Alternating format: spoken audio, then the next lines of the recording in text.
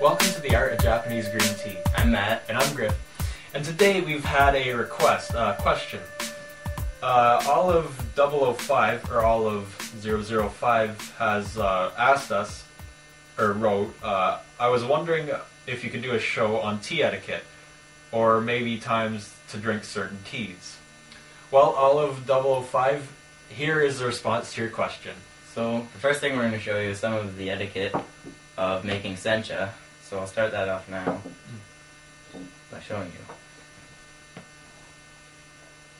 Well, I guess the first thing he's going to show you is when you're pouring water from like a kettle or a cooling pot, you always put your one hand on it. Obviously the lid of the kettle wasn't about to fall off, but it's just kind of proper form, proper etiquette when pouring the water. Mm-hmm.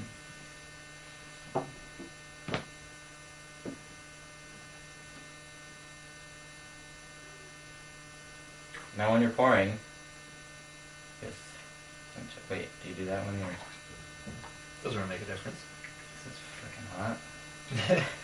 Cut our voices out here, Griffin. Nah, leave it in. Didn't really.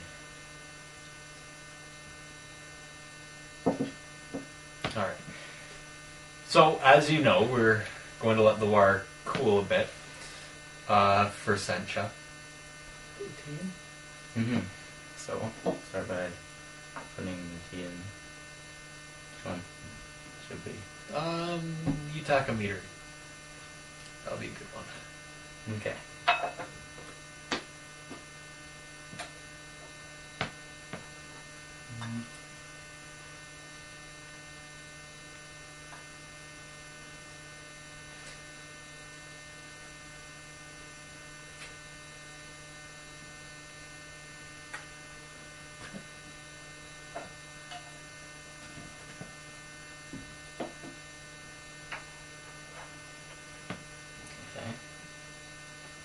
Now that the water's cooled down, obviously we're going to let it steep for a minute.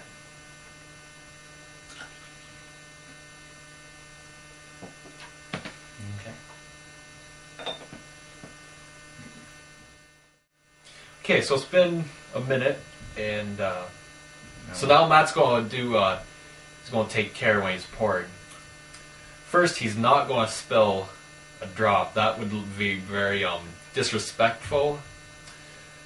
And he's also going to pour, well, he poured just a little bit into this one, more into this one, and now he's just kind of evening them out. So he filled like this one maybe a third, this one 2/3, and now he's just adding the last third.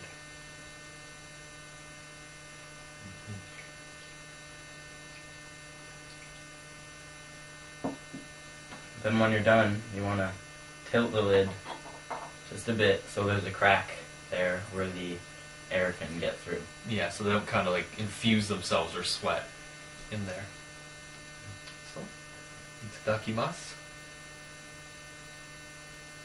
And that means, in a way, it's kind of like saying thanks. It's kind of like saying, sort of like, I guess like a little prayer too. Mm-hmm. And it's also kind of like saying, let's eat, let's drink. So it's like a combination of all those things.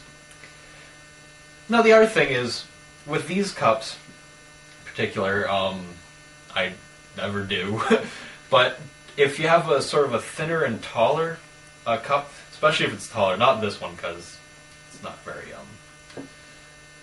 it's very round and short, but normally you'd hold the cup kind of like this, just so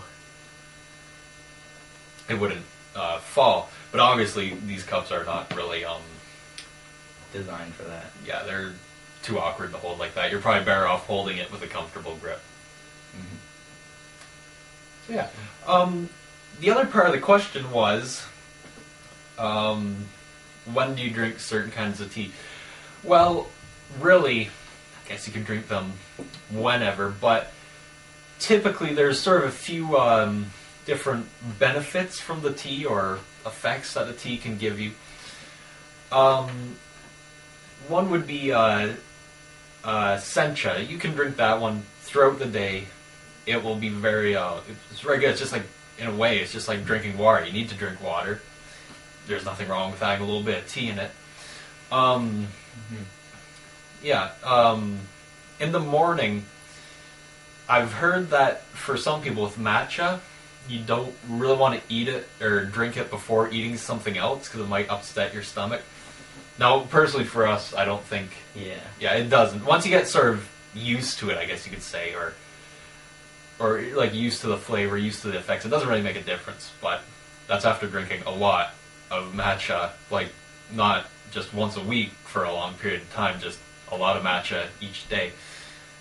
So yeah, you typically wouldn't drink matcha before eating anything or on an empty stomach.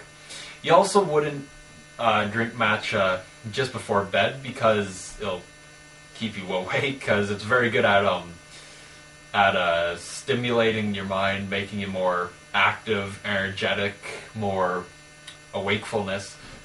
So with that case, you probably want to drink matcha just before sometime you need to do like an exam, or sometime you need to, if you're going on a run or if you're into exercise, that'd be the perfect time to drink matcha. And like I said, with sencha, anytime throughout the day.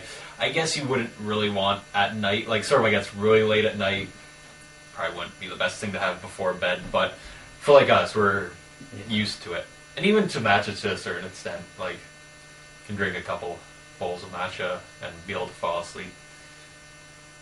If you're a caffeine sensitive person and you don't want to drink too much tea, like late at night before bed, you could try drinking hojicha if you like that, because when you roast the leaves, some of the caffeine is lost.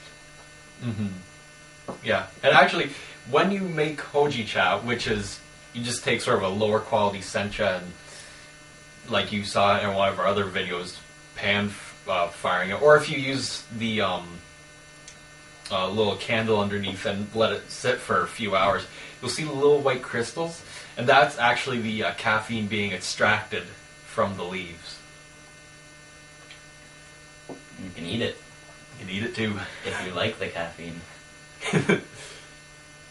Alright, and Olive 005, I hope this answers your question.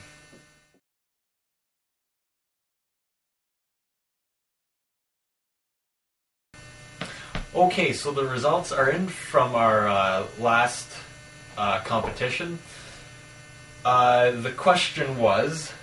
when is the Sencha season?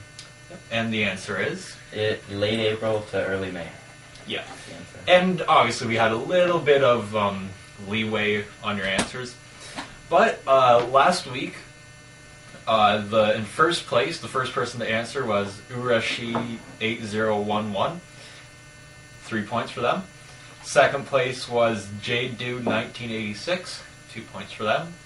Third place was J314 Burn, or J314 Burn, with 1 point. And again, Backwoods01 for the honorable mention. And one thing that I should mention is we put a typo in Backwood01, their name. It's actually 2 Ks. Just to point out. Now, here are the current standings then, because we're keeping track of your points, keeping track of your total. Tied for first place is Backwoods01 and Urashi8011 with 3 points.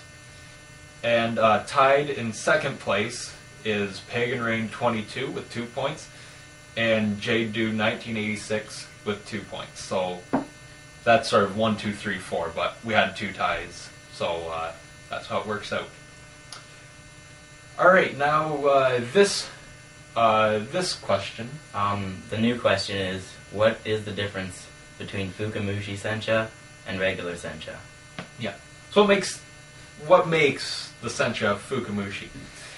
And as always, respond to us in our private messaging system through YouTube. That way, no one will see your answers. Yeah, don't post that in the comments.